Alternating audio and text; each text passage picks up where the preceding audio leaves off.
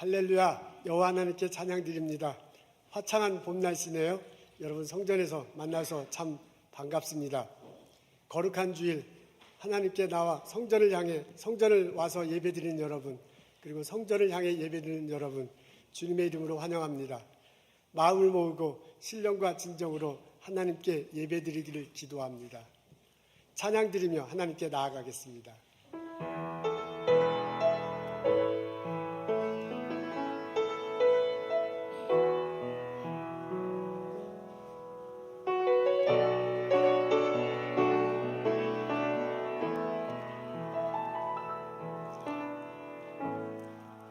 하늘에 문을 여소서, 이곳을 주목하소서. 주를 향한 노래가 꺼지지 않으니 하늘을 열고 보소서. 이곳에 임재하소서. 주님을 기다립니다. 기도의 향기가 하늘에 닿으니 주여 임재하여 주소서. 이곳에 오셔서 이곳에 앉으소서. 이곳에서 드리는 예배를 받으소서.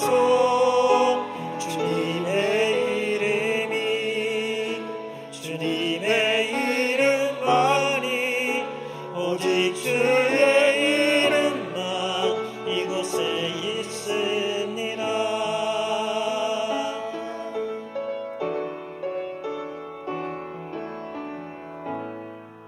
하늘의 문을 여소서. 이곳을 주목하소서. 주를 향한 노래가 꺼지지 않으니 하늘을 열고 보소서.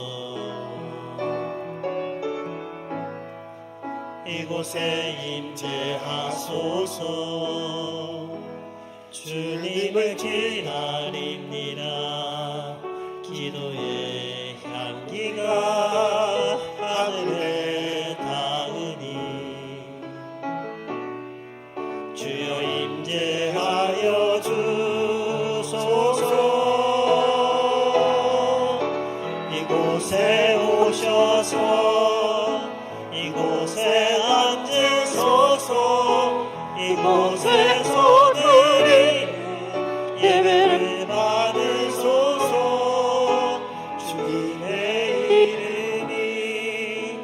주님의 이름만이 오직 주의 이름만 이곳에 있습니다. 이곳에 오셔서 이곳에 앉으소서. 이곳에서 드리는 예배를 받으소서.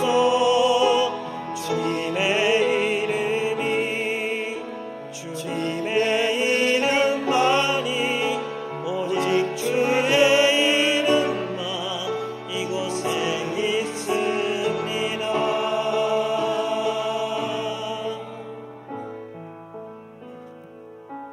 사도신경으로 신앙 고백하시겠습니다.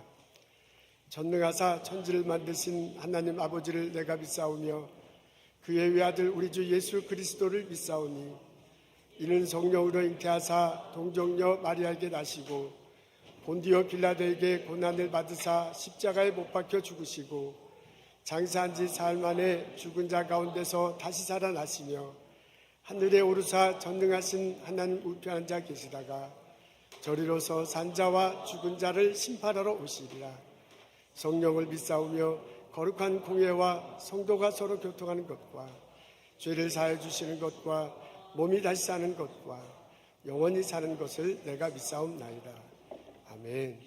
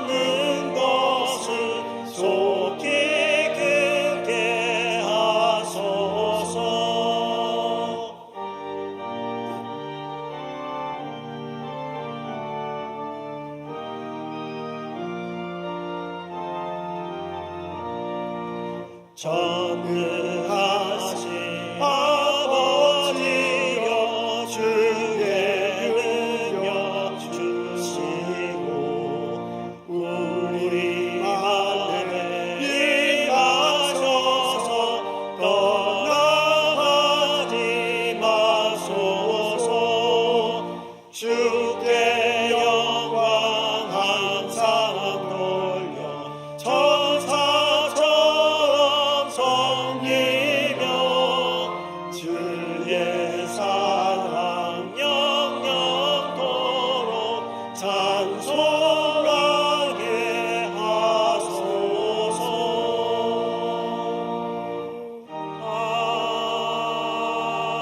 아멘.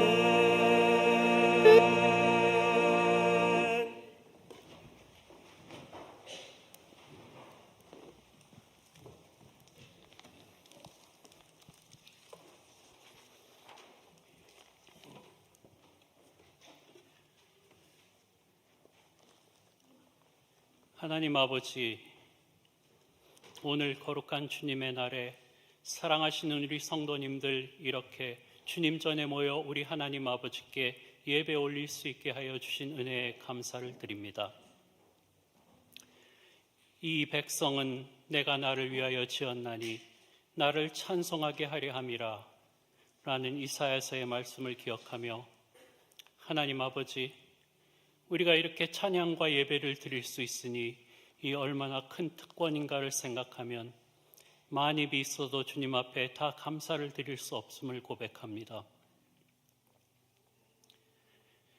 지금 이 순간에도 이 땅에 사는 많은 사람들이 세상의 것을 찬양하며 평안과 안위를 사랑할 때, 우리는 이 세상으로 나를 찾아오신 하나님의 사랑과 예수님의 발자취를 기억하며 찬양할 수 있도록 우리의 마음을 주장하여 주시고, 이 땅에서의 삶을 허락받은 우리가 얻을 수 있는 모든 것을 얻었음을 우리 마음에 깨닫게 하여 주시니 감사합니다.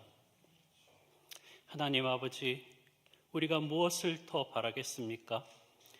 당연히 그런 마음으로 지금 죽어도 한이 없다는 고백을 통해서 우리 삶의 순간들이 채워져야만 할 텐데도, 하나님 아버지, 여전히 마음속엔 우울함이 있고 불만이 가득하고 걱정과 근심으로 지내는 때가 너무나도 많은 것을 고백합니다. 하나님 아버지, 우리가 하나님께 찬양드리고 예배드리며 기도 올리는 가운데 우리 마음이 이미 세상에 사로잡혀서 세상 것을 향한 것으로 가득해진 상태로 아버지를 부르는 가운데서도 주님과의 관계가 단지 추상적인 것이 아닐까 하는 두려움이 있습니다. 진실로 주님보다 더 좋은 것이 무엇이 있길래 우리는 세상에서 주님을 제쳐두고 명예에서, 돈에서, 형통함에서, 직장과 사업의 순조로움에서 평안을 찾으려 하고 있겠습니까? 하나님 아버지, 주님과의 관계가 그저 추상적인 것을 넘어 참 관계가 될 수 있게 역사하여 주시옵소서. 그렇기 때문에 오늘도 나 자신을 돌아봅니다. 누가 이 사망의 몸에서 나를 건져낼까 탄식한 바울의 탄식이 우리의 탄식이 되게 하여 주시옵소서. 아무리 애를 써도 눈에 보이고 귀에 들리는 이 땅의 현실의 포로가 되어서 마음에 제일 기쁘고 즐거운 것들이 다 이 땅에 속한 것들임을 솔직히 고백하지 않을 수 없는 내 죄악된 심령을 오늘도 주님 앞에 내어놓사오니 주님 역사하시어 심령과 골수를 찔러 쪼개는 역사가 일어나게 하여 주시옵소서. 예배를 드리고 김기석 목사님 전하시는 말씀 듣는 가운데 우리 모두의 심령이 이 땅에서 제일 즐거워하는 그 어떤 것보다도 하나님과 함께 있음이 더 즐거운 그런 심령으로 변화받기를 간절히 원하옵나이다. 가브리엘 성가대 주님께 찬양 올릴 때 찬양 가운데 함께 하시어 영광 받아 주시옵소서. 사역을 맡으신 목사님들, 전도사님들, 그리고 교회 각 부서와 기관, 봉사하신 모든 성도님들에게 크신 하나님의 은혜와 능력이 함께하여 주시옵소서. 예배의 시종일관 주님께서 주장하여 주시고 주님 홀로 영광 받으시길 원하올 때 이 모든 말씀 우리를 살리시고 구원하신 예수님의 이름으로 기도하옵나이다. 아멘.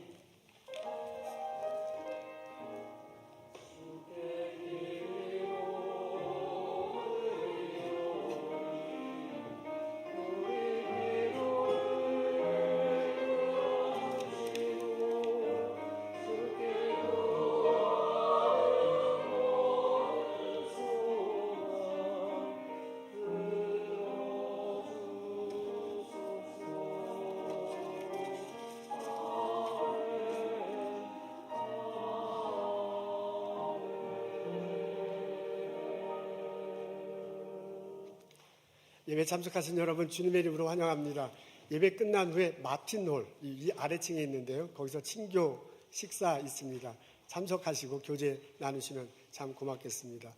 오늘 저희 교회가 속해 있는 지방에 감리사님이 참석하셨군요. 장유현 감리사님 그리고 조유현 목사님 오셨습니다. 우리 장유현 감리사님이 지난 6년 동안 저희 지방의 감리사님으로 참 많이 봉직해 주셨습니다.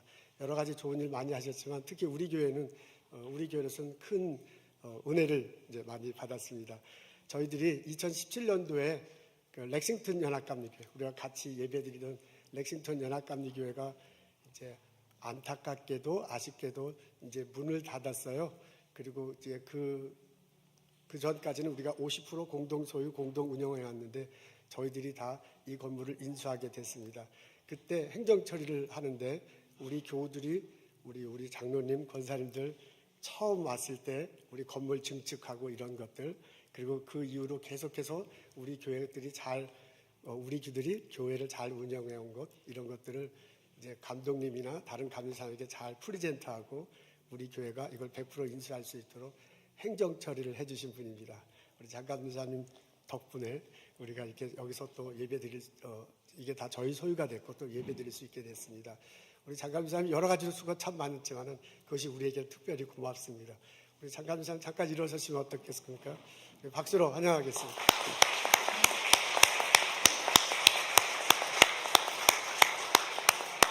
자, 우리 일어나셔서 인사 나누도록 하겠습니다. 어서 오십시오. 주님의 이름으로 환영합니다. 만나서 반갑습니다. 축복합니다.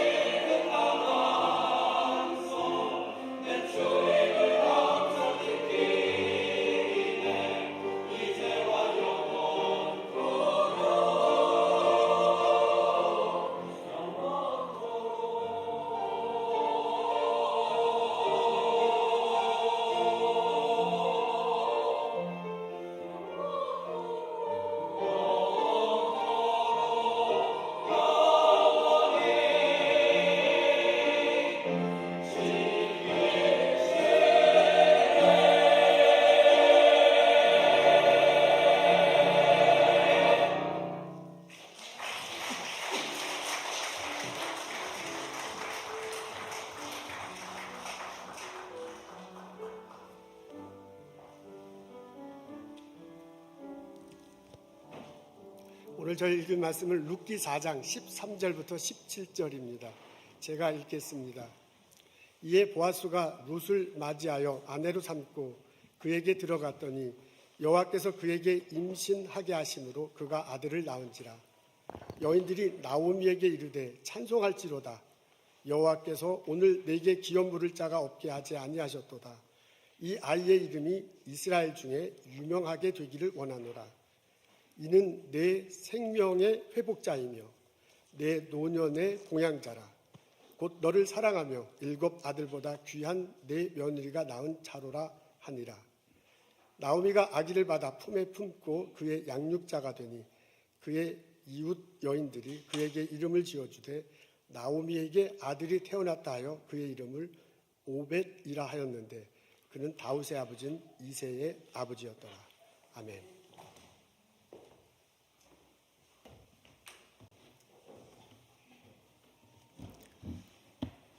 성려한 교회 여러분들께 주님 안에서 문안의 인사를 여쭙습니다.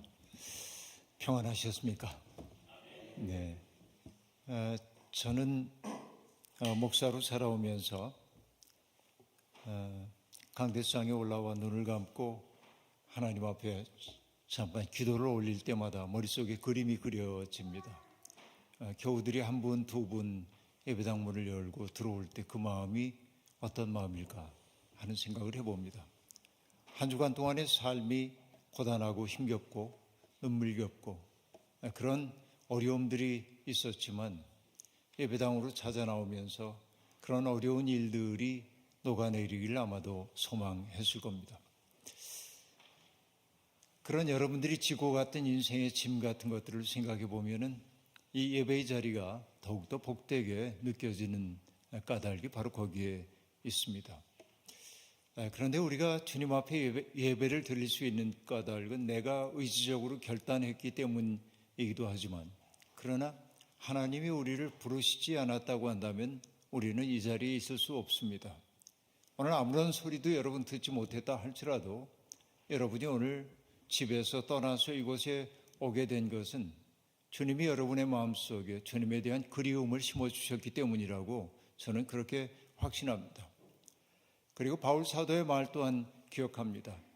하나님은 택하신 사람들을 부르시고 부르신 사람들을 의롭게 하시고 의롭게 하신 사람들을 영화롭게 하신다라는 이야기. 오늘 주께서 우리를 불러주신 까닭은 이러한 과정을 거쳐 우리의 삶을 영화롭게 만들기 위한 것이라고 그렇게 여깁니다. 오늘도 우리에게 그런 그리움을 주신 하나님께 영광을 돌리지 않을 수 없습니다. 예배란 무엇이냐면 우리의 삶 속에 찾아오고 있는 그 수많은 곡절들, 어려움들, 애통할 수밖에 없는 상황들, 그런 것 속에 빠져 들어가는 것이 아니고 그것을 재료로 삼아서 하나님을 찬미하는 노래로 바꾸어가는 과정이라고 말할 수 있겠습니다. 신앙은 어떤 의미에서는 연금술과 같은 것입니다. 보잘것없는 것 가지고 보배로운 것을 만들어내려고 했던 연금술사의 꿈은 실패했는지 모르겠지만은 신앙 안에서의 연금술은 이 모든 것들을 가능하게 한다 하는 이야기입니다. 때때로 원하지 않는 고통이 찾아오고 실패의 쓰라림이 우리를 찾아와 고통스럽게 만들기도 합니다. 그것을 고통으로 실패로만 카운트한다고 한다면 우리는 비애에 빠질 수밖에 없지만 그 실패와 애통을 통해서 내가 조금 더 나은 존재로 변화되어 간다고 한다면 우리는 미친 것은 아니다 하는 생각을 해봅니다. 하나님의 뜻은 용광로가 되어서 우리들 속에 있는 불순물들을 걸러내고 마치 그 도가니에 단련된 7번 단련된 은처럼 우리를 정련하여 맑고 맑은 영혼 만들어 주신다면 우리는 찬양해야 할 이유가 거기에 있다고 말할 수 있겠습니다. 물론 저는 고난 그 자체를 우리가 인생에서 경험하는 비애 자체를 찬미할 생각은 없습니다. 찬미할 생각은 없지만 원하지 않아도 그것은 우리를 찾아오게 되었고 그것은 육체를 가지고 살고 있는 인간의 어쩔 수 없는 한계이기 때문에 지혜로움이란 육체의 한계로부터 찾아오고 있는 인생의 쓰디씀들을 내 삶으로 수용하고 그 삶을 통해서 아름다움을 빚어내는 것이 보람 있는 인생이라 그렇게 여겨집니다. 그렇기 때문에 신앙인들은 정말 든든한 인생을 살고 있다고 말할 수 있겠습니다. 왜냐하면 우리는 패배해도 패배하지 않는 궁극적 생명 속에 이미 안겨있기 때문에 그렇습니다. 우리는 어떤 경우에도 버려지지 않는 존재이기 때문에 그렇습니다. 오래전 제가 독일의 뮌헨에 있는 그 여러 예배당들을 돌고 있는데 어느 날 전혀 관광객들에게 알려지지 않은 조그만 예배당에 문을 열고 들어갔습니다. 목적은 쉬고 싶었기 때문에 그렇습니다. 먼 길을 걷고 고단하고 그래서 예배당 문이 다행히 열려 있어서 들어가서 30분 정도를 고요하게 머물고 그리고 이렇게 돌아 나오고 있는데 얼핏 게시판에서 내가 본 듯한 얼굴이 있는 듯한 인상을 받았습니다. 그래서 다시 되돌아가서 그 게시판을 물끄러미 바라봤더니 거기에는 임마누엘 칸트라고 하는 그 철학자의 그 초상화가 이렇게 있었고요. 그리고 그가 했던 문구가 거기에 적혀 있었습니다. 그 문구는 대략 번역하면 이런 뜻입니다. 나는 인생을 살아가는 동안 수없이 많은 아름다운 사람들을 만났고 또 수없이 많은 좋은 책을 읽었지만 이 네 마디의 말처럼 내 인생을 든든하게 붙잡아준 말이 없다라고 말합니다. 그리고 그 네 마디가 기록되어 있습니다. 물론 독일 말이죠. 이렇게 되어 있습니다.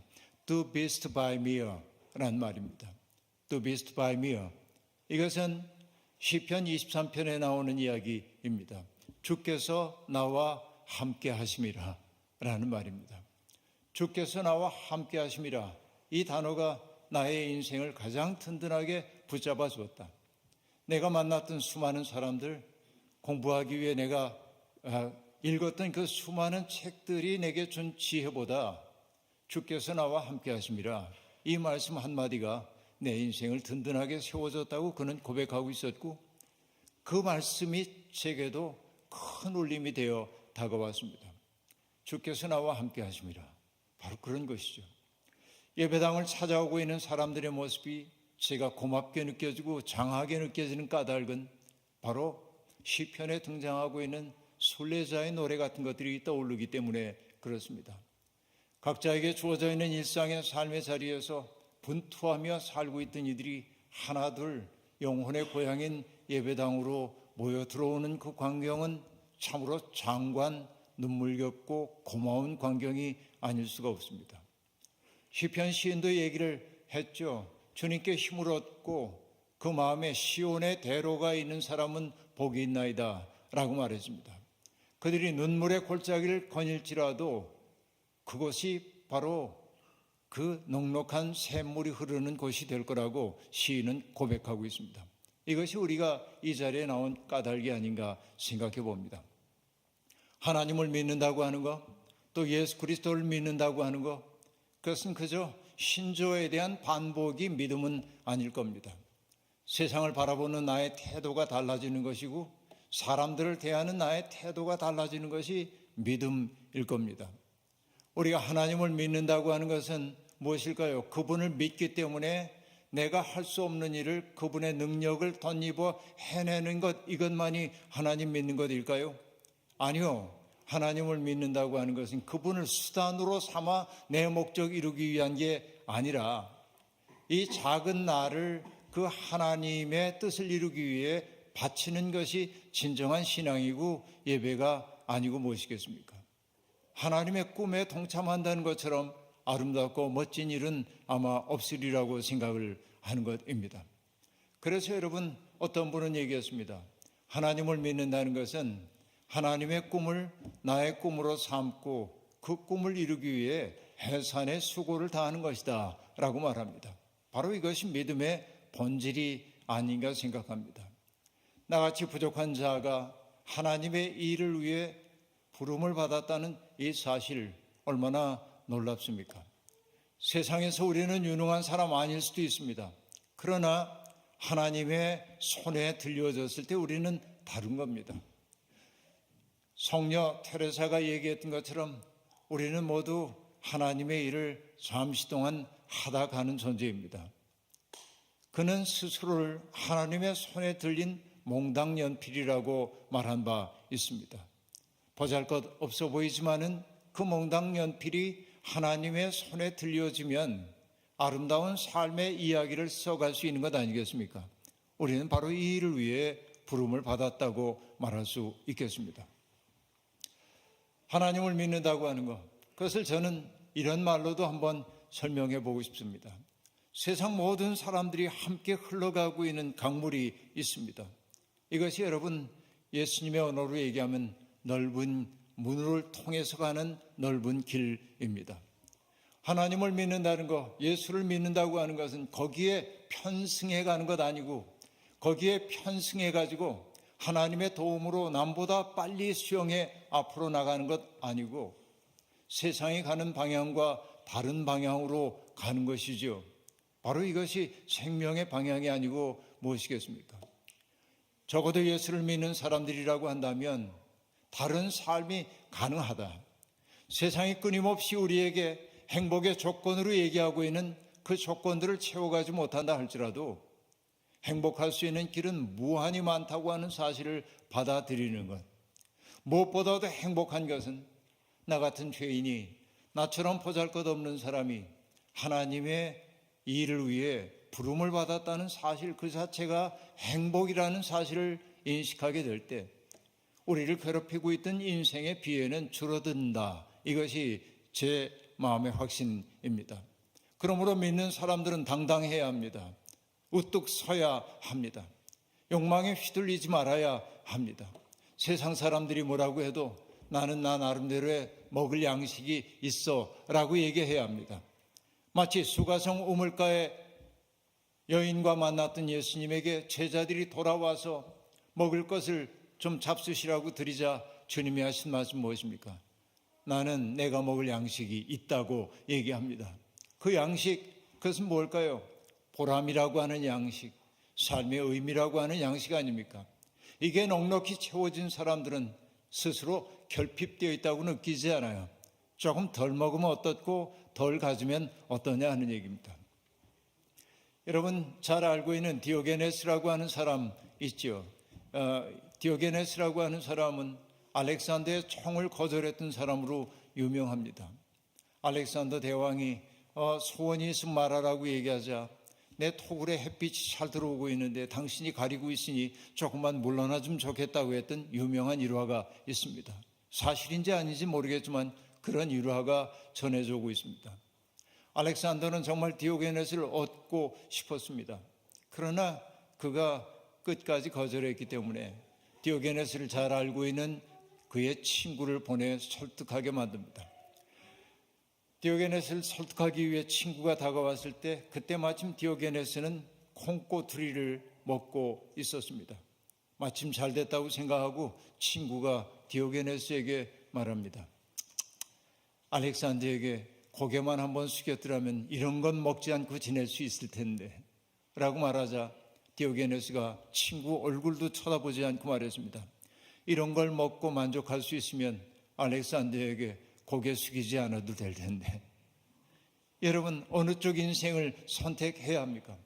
우리 끝없이 누군가에게 굴복하고 그리고 자존심 상하면서도 내가 넉넉한 것 얻기 위해 가는 그 길 위에서 허덕이며 살고 있지는 않습니까? 그 삶이 무의미하다고 하는 것 아니지만은 그러나 우리는 자유를 위해 부름받은 사람이라는 사실을 잊지 말아야 할 것입니다. 지난 사흘 동안 오늘까지 포함해서 3번의 설교를 했고 오늘 마지막 설교입니다. 롯기의 결론 부분 이야기해야 할 때입니다. 지난 이틀 동안에 이 말씀의 여행에 동참한 분들도 있고 오늘 처음 나오신 분들도 있어서 이렇게 연결하는 설교를 할 때마다 늘 어려움이 있습니다. 복습을 또 해야 되나 말아야 되나 이런 고민들이, 왜냐하면 모든 분들이 함께 했더라면 복습하지 않아도 괜찮은데 근데 주어져 있는 시간이 많지 않기 때문에 복습할 시간은 없고요. 한마디로 얘기하면은 이 롯기라고 하는 책은 이스라엘의 신앙, 유대교의 신앙이라고 하는 게 자기들의 정체성을 만들기 위해서 아주 좁은 울타리를 치고 그 울타리 밖에 있는 사람들을 품에 안으려 하지 않을 때 그게 정말 하나님의 뜻이야? 이 울타리 밖에 있는 사람들은 다 열등한 사람들이야? 그 사람들은 우리가 내쳐야 하는 사람이야? 라는 질문으로 우뚝 서 있는 책이 룻기입니다. 이방인들은 언제나 이 유대인들에 의해서 아주 저주받을 자들로 여겼지만, 열등한 존재로 여겨졌지만, 룻기는 가장 아름다운 사람 룻을 모압 여인으로 상정하고 우리에게 이야기를 들려줍니다. 그러니까 인정의 문제를 떠나서 종교란 울타리에 갇혀서 바라볼 때는 이 모압 여인 룻은 구원받지 못한 사람이었는지 모르지만, 그러나 여러분, 인간의 인정이라는 것도 종교라는 것도 우리가 만든 울타리에 불과하고 높은 관점에서 하나님의 눈으로 보자고 한다면 그들도 하나님의 백성인 거죠. 피부색이 다르다고, 문화가 다르다고 어떻게 그들이 하나님 백성 아니라고 할 수 있겠습니까? 룻기는 바로 그것을 보여주고 있습니다. 좁게 울타리를 쳐가지고 우리라고 얘기하고 그들이라고 얘기하고 있지만은 그들 가운데도 아름다운 존재가 있다는 사실을 상기시켜주는 게 룻기라는 이야기입니다. 오늘 우리가 살고 있는 세상이 그러합니다. 적대감이 넘치는 세상입니다. 서로를 경계하게 만듭니다. 여러분, 저도 서울에서 아파트에 살고 있습니다만 하도 떠난 지 오래되니까 제가 몇 층에 사는지 잘 기억도 잘 안 나는데 아마 7층이었던 것 같은데, 옛날에 살던 아파트는 13층이었는데, 그러니까 13층에 두 가구씩이 마주보고 있으면 26집이 살고 있는데 정말 인사 나누는 사람이 몇 되지 않습니다. 저는 만나는 사람한테마다 인사를 하지만은 똑같이 반갑게 안녕하세요 하고 인사를 맞아주는 사람이 별로 없습니다. 심지어는 바로 앞에 살고 있는 사람하고도 눈인사만 건넬 뿐입니다. 한 번은 꼬마아이가 하나 이렇게 탔는데 안녕 하고 인사를 했더니 멀뚱하게 쳐다보고 아무 대꾸가 없어요. 그러자 그 엄마가 얘기합니다. 엄마가 함께 있으니까 대답해도 돼. 그러자 그 아이가 안녕하세요 그러고 쳐다보는 거예요. 우리는 뭐냐면 낯선 사람은 무조건 경계하도록 훈련을 받았고 세상이 적대적 공간이라고 하는 것을 어릴 때부터 내면화하고 살고 있다는 얘기죠. 우리는 그 속에 살기 때문에 굉장히 많은 상처들을 입고 살고 있습니다. 이 세상에 살다 보니까 우리 몸과 마음 속에는 가시가 많이 박혀 있어요. 상처 자국이 많아요. 그리고 여러분 아시죠? 맞은 자리 또 맞으면 더 아프다는 거. 그러니까 우리는 작은 그 고통이 다가와도 신음부터 하고 많은 사람들이 되어버리고 말았어요. 제가 이 한국 사회를 보면서, 여기 미국에 있는 교포 사회는 잘 모르겠습니다만은 한국 사회를 보며 안타까워하는 것 가운데 하나가 뭐냐면, 인생은 본래 쉽지 않은데 인생이란 본래 어려운 건데, 그러니까 그 어려운 걸 내 인생으로 받아들이고 그 문제를 풀어가는 즐거움 속에 살아야 하는데, 조금만 어려우면 어렵다고 비명을 지르고 그리고 탓할 사람들을 찾고 그리고 상처받았다고 말하고, 그게 말할 수가 없어요. 이게 우리 사회의 건강이 현저히 나빠졌음을 뜻하고 있습니다. 그렇죠? 인생은 본래 어렵지 않아요? 살아가면서 어느 시대든 풀어가야 한 인생의 문제들이 있는 거죠. 누가 내 고통 대신해 주지 않아요. 그러니까 내가 끈질기게 살아야죠. 그래서 저는 우리 교우들에게 얘기합니다.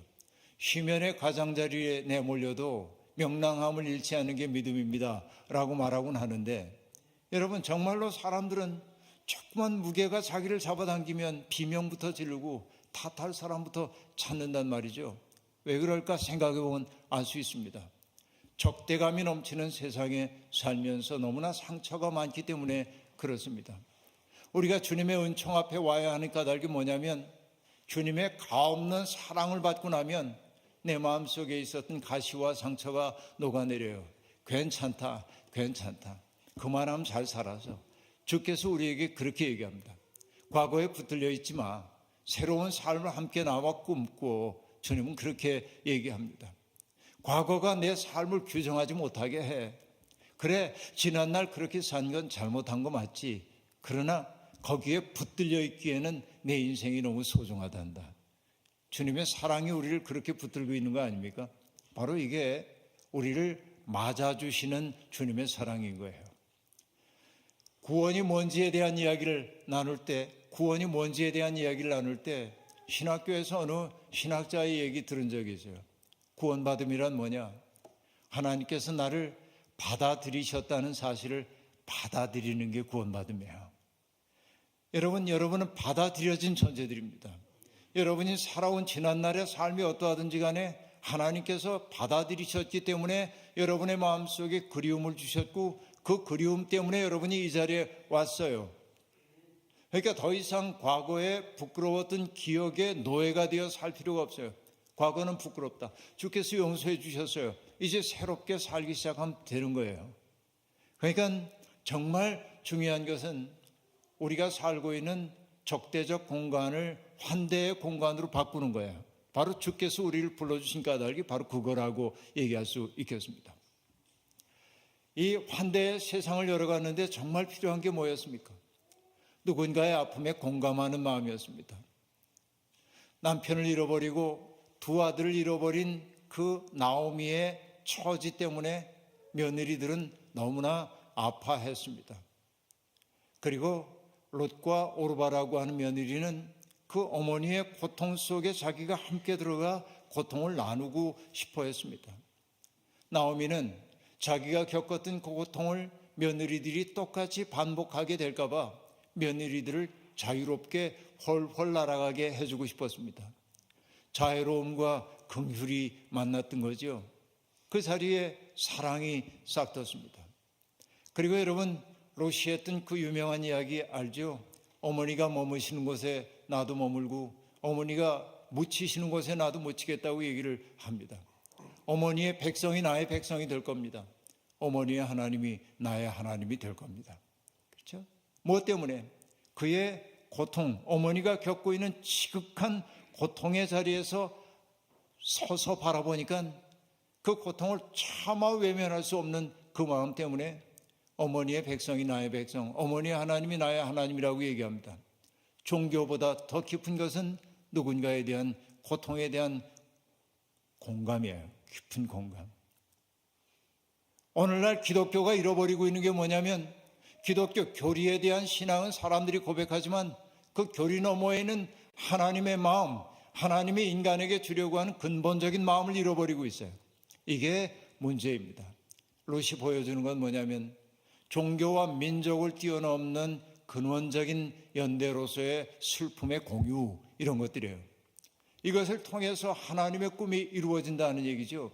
그리고 여러분, 이 나오미만이 아니죠. 룻만이 아니죠. 이 룻기를 구성하고 있는 사람 가운데 소중한 사람, 우리가 알고 있는 이들이 있죠. 보아스라고 하는 사람입니다. 땅의 주인이지만은 그 보아스도 이방 여인인 모압 여인인 그 룻의 행적을 듣고 그를 따뜻하게 맞이하게 됩니다. 모압 여인이라고 이방 여인이라고 배타하지 않습니다. 내가 시어머니에게 했던 그 인애의 태도를 내가 들었고 깊은 감명을 받았어요. 그러니까 정말 대기 안심하고 살 수 있길 바랍니다.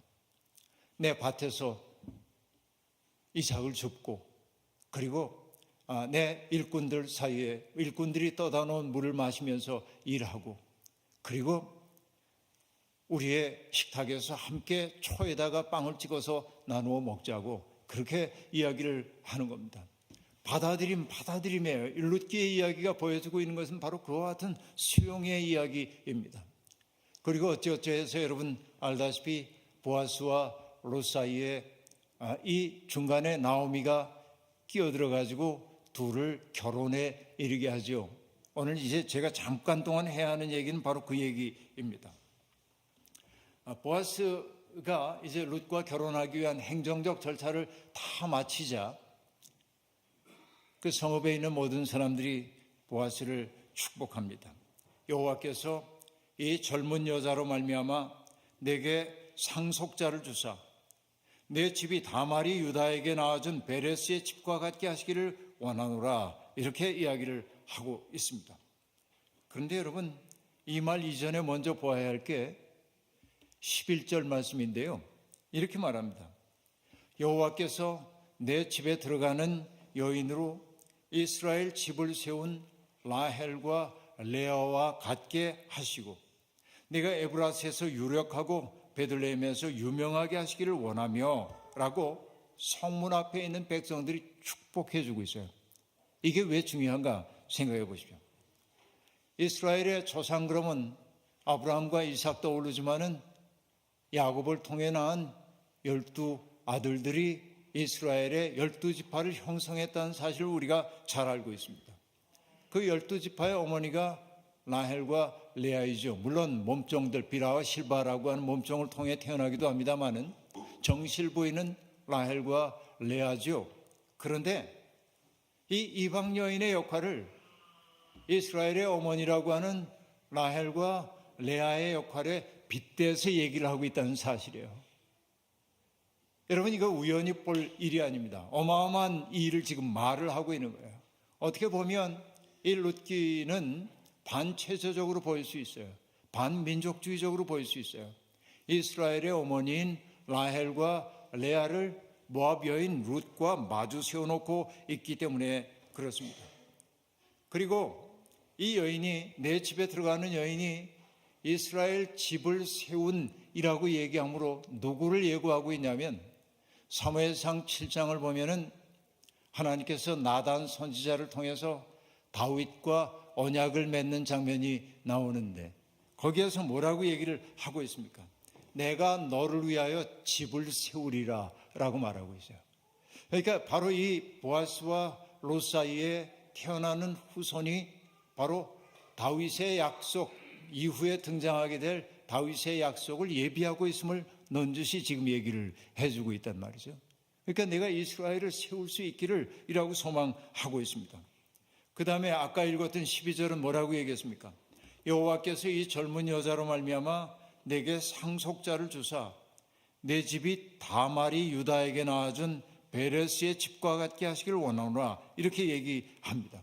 그 뜬금없죠? 갑자기 왜 다말이 등장하고 유다가 등장하냐 하는 얘기입니다. 여러분 알다시피 이 다말이라고 하는 여인은 자기 남편들 통해서 아이를 낳지 못합니다. 원통했습니다. 그래서 그 시아버지인 유다 앞에서 신전 창녀의 복색을 하고 길가에 있다가 그 시아버지를 맞아들여서 아이를 낳게 됩니다. 이게 성경에 등장하고 있는 이 유다와 다말 사이의 이야기입니다.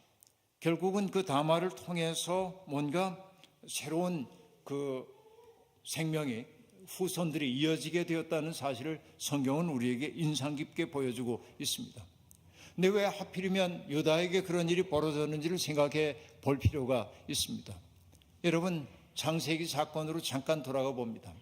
아시다시피 요셉이 애굽 땅에서 대신이 되어가지고 식량을 관장하는 사람이 되었고, 흉년을 만났던 야곱의 아들들, 형제들은 곡식을 사기 위해 애굽에 내려왔다가 동생을 알아보지 못합니다만 동생인 요셉은 형들을 알아보지요. 그리고 처음에는 곡식을 사서 돌려보내지만은 몇 차례 시험을 하게 되고, 마지막 시험이 뭐였습니까?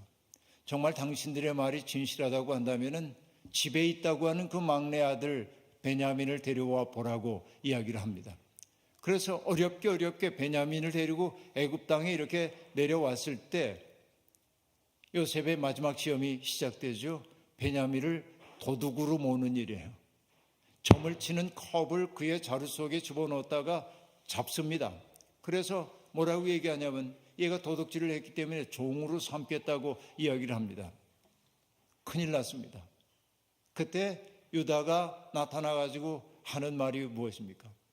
과거에도 우리 가정에 이런 일이 있어가지고 내 아버지는 그때부터 웃음을 잃고 계셨는데 아버지가 사랑하는 얘마저 사라진다고 한다면 아버지는 울면서 죽음의 세계로 들어갈는지 모릅니다.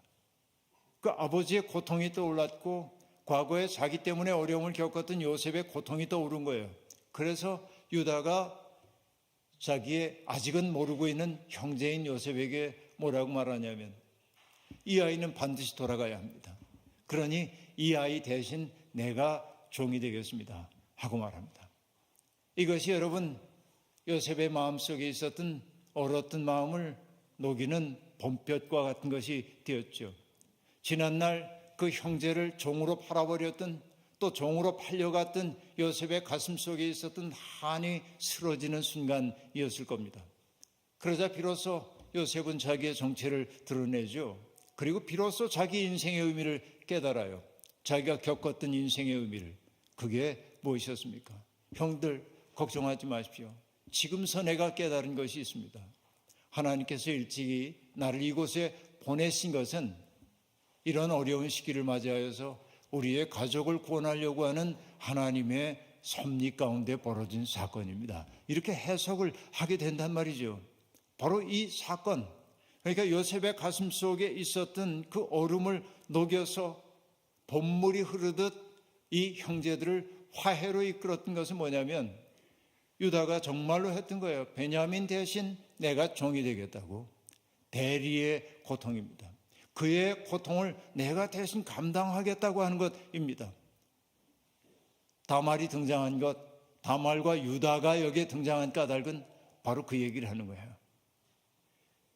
이게 롯이 하는 역할이 바로 그런 것이다 하는 얘기입니다. 시어머니의 고통 속에 들어가서 그 고통을 자기 것으로 삼고 그 시어머니에게 웃음을 돌려드리고 싶어, 잃어버렸던 이름을 돌려드리고 싶은 그 마음이 너무나 아름다웠기 때문에 유다와 다말 이야기가 여기에 등장하고 있는 거예요. 성경은 이렇게 맥락이 통하고 있음을 볼 수 있습니다. 그 때문일까요? 롯이 임신을 하고 아이를 낳았습니다. 그러자 여인들이 축복을 합니다. 나오미에게 이렇게 얘기하죠. 찬송할지로다. 여호와께서 오늘 내게 기업 물을 자가 없게 하지 아니하셨도다. 이 아이의 이름이 이스라엘 중에 유명하게 되기를 원하노라 라고 말하고 있습니다. 그러니까 이스라엘 가운데 모압 여인을 통해 태어났지만 이 아이가 유명하게 되기를 원한다. 그리고 그 아이에게 이렇게 축복하고 있습니다. 이는 내 생명의 회복자이며 내 노년의 봉양자라. 곧 너를 사랑하며 7 아들보다 더 귀한 며느리가 낳은 자로다 하니라. 이렇게 말합니다. 이 아이가 생명의 회복자라고 얘기합니다. 이 말 중요합니다. 왜냐하면 앞에서 이 나오미가 탄식하며 했던 말이 뭐냐면 엘샤다이가 나를 괴롭게 하셨다. 전능하신 분이 나를 괴롭게 하셨고 나를 텅 비게 하셨다 라고 얘기하세요. 그런데 지금 이 대목이 하고 있는 말은 뭐냐면 이게 회복되었음을 보여줘요. 텅 비었는데 텅 비었던 존재 속에 생명이 가득 채워지게 된 것을 얘기해줘요. 생명의 회복자라고 한 말 속에 담겨있는 의미가 바로 그런 것입니다. 그리고 이 아이의 존재 그 자체가 소망인 거예요. 여러분, 성경에서 아기의 탄생은 하나님의 구원이 이어지는 하나의 섭리적 사건임을 보여주고 있습니다. 이것이 여러분 이사야서도 보여주고 있고 또 창세기에 등장하는 성조들의 아내들이 아이를 갖지 못하다가 하나님이 태문을 여심으로 아이들이 태어나는 약속의 자녀들이 태어나는 이야기를 하고 있는데 아이의 탄생은 바로 그러한 것입니다. 이곳 보스턴에 와서 몇몇 가정에 초대를 받아서 식사를 같이 했습니다. 가는 곳마다 연세가 지극하시니까 제일 잘 보이는 자리에 딱 걸려있는 사진이 뭐냐면 손자, 손녀 사진입니다. 저도 손자, 손녀가 있으니까 그 아이들이 얼마나 소중한지를 알기 시작합니다. 옛날에 제가 아직은 할아버지 아닐 때 할아버지 할머니들이 손자 자랑, 손녀 자랑하면 왜들 저러셔? 난 안 그럴 거야. 그랬는데 역시 할아버지가 되고 나니까 팔불출이 되고요. 전혀 다른 세계가 우리 앞에 열리는 것을 경험하게 됩니다. 근데 여러분, 아기의 존재를 보면서 내가 손자, 손녀 보면 느낀 게 뭐냐면 이런 겁니다. 고백적으로 얘기하면, 아, 내 속에 이런 사랑이 있었나? 내가 한 번도 경험해 보지 못한 사랑이 내 속에 있다는 것을 그 아이들이 일깨워줘요. 어쩌면 어린이는 어른의 아버지란 말이 그런 것인지도 몰라요. 내가 전혀 내 속에 있는 것으로 여기지 않았던 그 사랑이 무엇인지를 드러내게 만들어줘요. 그래서 여러분, 제가 아이들 생각할 때마다 종종 떠올리고 나는 시가 하나 있는데, 그 시는 여러분 들어보셨나요? 정진규 선생의 옹알이라고 하는 시입니다. 정진규 시인 현대시학이라고 하는 잡지를 오랫동안 내셨던 분이신데, 옹알이, 이 시가 너무 좋아요. 이렇게 시작됩니다. 아기 천사께서 옹알이를 시작하신 아침, 나와 모든 것들의 사이가 한결 좋아졌다. 무사 통과다. 아이가 옹알옹알합니다. 그러면 여러분, 아이가 옹알옹알하면 어른이 가가지고 그럽니까? 야, 너 도대체 무슨 말을 하는 거야? 알아먹게 얘기를 해야지 이놈아. 안 그러잖아요. 애가 옹알옹알하면 어른들이 전부 가가지고 똑같이 하잖아요. 그랬어? 그러고 뭘 알아듣는 거예요? 애가 하는 말? 서로 통해요. 그럼 애도 벙긋벙긋 웃습니다. 그래서 여러분, 이 아기 앞에 갈 때 어른들이 가장 순수해져요.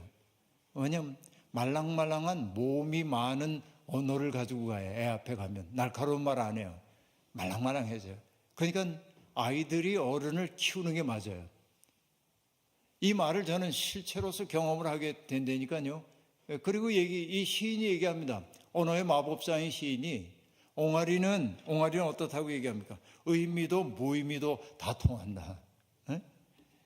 하나님은 그것만 가르쳐 보내셨다.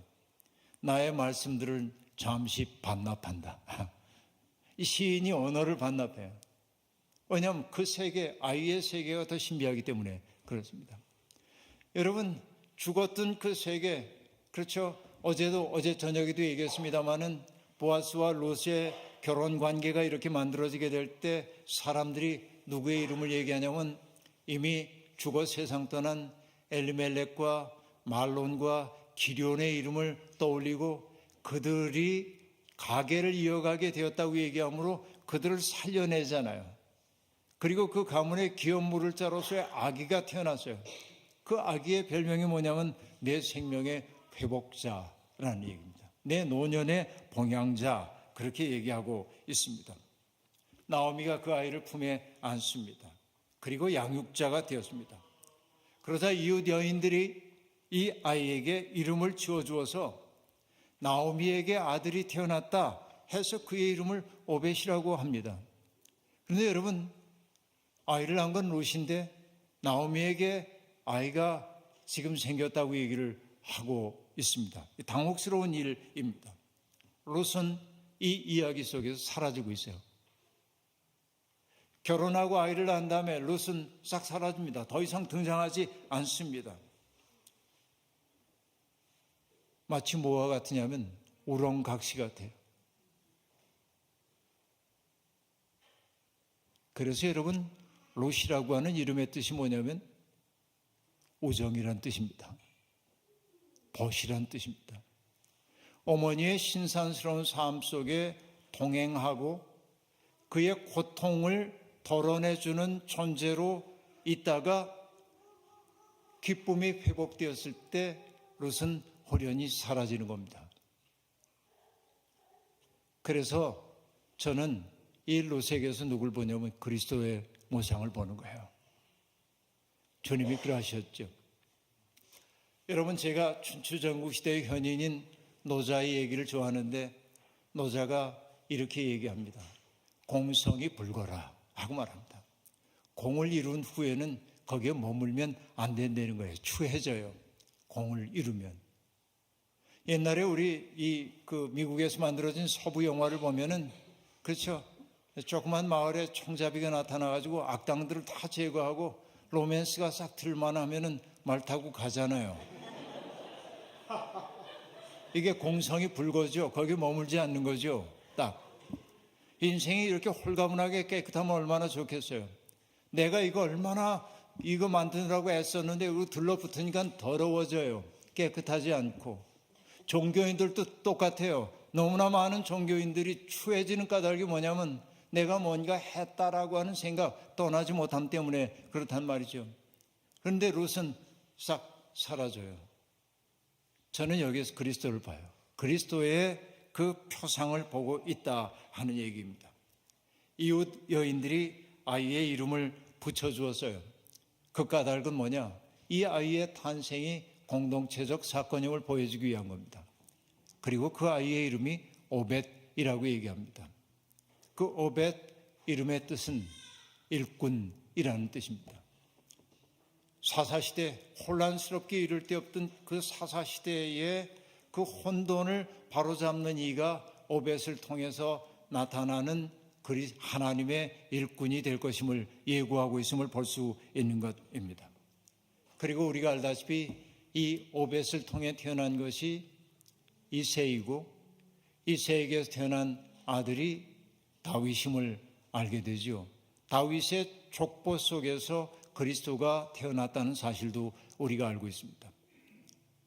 타자의 고통 속에 들어와가지고 그 고통을 덜어주기 위해 애를 썼던 우정의 존재인 룻, 그 고통을 외면하지 않고 있는 그대로 품어 안음으로 환대가 얼마나 소중한 것인지를 보여줬던 룻의 존재야말로 오늘의 우리 교회가 나아가야 할 방향을 가리키고 있는 이정표가 되어 우리 앞에 서 있습니다. 교회가 바로 그 역할을 감당한다고 한다면 교회는 든든하게 서갈 겁니다. 교회가 본질 가운데 우뚝 서 있다고 한다면 교회는 어려움 속에서도 우뚝우뚝 채워질 거고 하나님은 당신의 백성들을 더 많이 보내주실 줄로 믿습니다. 성요한 교회가 바로 적대감이 넘치는 이 세상 속에서 환대의 공동체가 되어서 저곳에 가면 내가 사람 대접받아, 저곳에 가면 내가 환대받음을 느낄 수 있어, 저곳에 가면 내가 치유돼, 저곳에 가면 내 생명이 채워지는 것을 느껴. 이런 아름다운 교회로 날마다 성장해 가기를 주의 이름으로 축원합니다. 기도하겠습니다. 자비로우신 하나님, 지난 사흘 동안 부족한 종을 보내셔서 롯기를 통하여 하나님의 말씀을 함께 나누게 해주시니 감사합니다. 팬데믹이라고 하는 어려운 상황을 거치면서 교회들이 참 많은 위기를 겪고 있습니다. 하나님, 이곳에 세워진 49년 전에 세워진 성요한 교회, 팬데믹의 위기를 잘 극복하게 도와주시고 주님이 기뻐하시는 환대의 공간을 열어가 하나님의 마음을 시원케 해드리는 등대와 같은 교회가 되게 도와주옵소서. 예수님의 이름으로 기도하옵나이다. 아멘.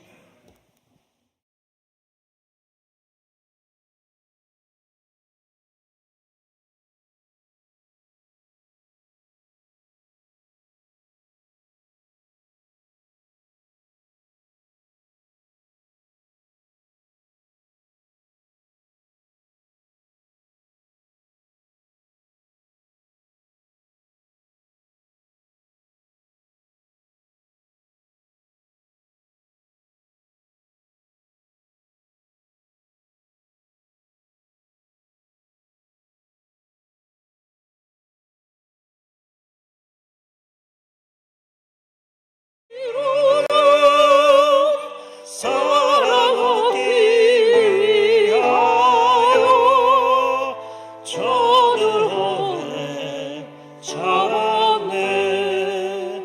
사랑 없는 까닭에, 사랑 없는 까닭에, 사랑하기 위하여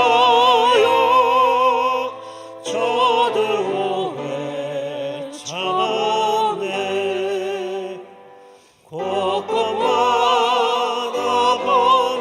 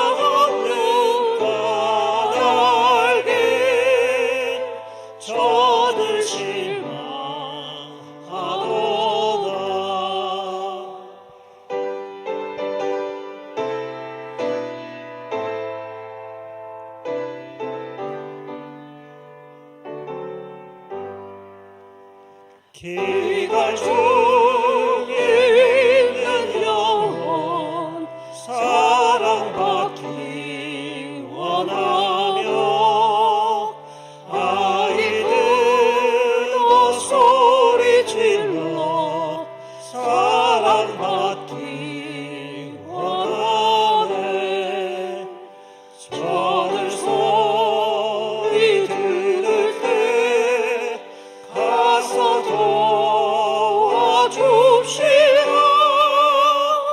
만민 중에 나가서 예수 사랑 전하세.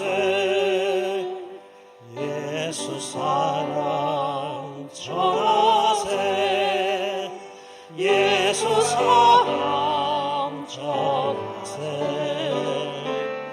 만민 중에 나가서 예수 사랑 전하세.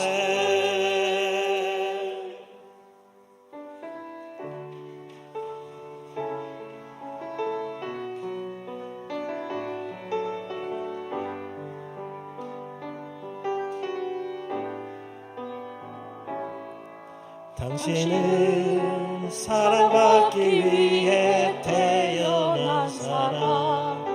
당신의 삶 속에서 그 사랑 받고 있지요. 당신은 사랑받기 위해 태어난 사람. 당신의 삶 속에서 그 사랑 갖고 있지요. 태초부터 시작된 하나님의 사랑은 우리의 만남을 통해 열매를 맺고 당신이 이 세상에 존재함으로 인해 우리에게 얼마나 큰 기쁨이 되는지. 당신은 사랑받기 위해 태어난 사람. 지금도 그 사랑 받고 있지요. 당신은 사랑받기 위해 태어난 사람. 지금도 그 사랑 받고 있지요. 태초부터 시작된 하나님의 사랑은 우리의 만남을 통해 열매를 맺고 당신이 이 세상에 존재함으로 인해 우리에게 얼마나 큰 기쁨이 되는지. 당신은 사랑받기 위해 태어난 사람. 지금도 그 사랑 받고 있지요. 당신은 사랑받기 위해 태어난 사람. 지금도 그 사랑 받고 있지요. 당신은 사랑받기 위해 태어난 사람. 당신의 삶 속에서 그 사랑 받고 있지요. 당신은 사랑받기 위해 태어난 사람. 당신의 삶 속에서 그 사랑 받고 있지요.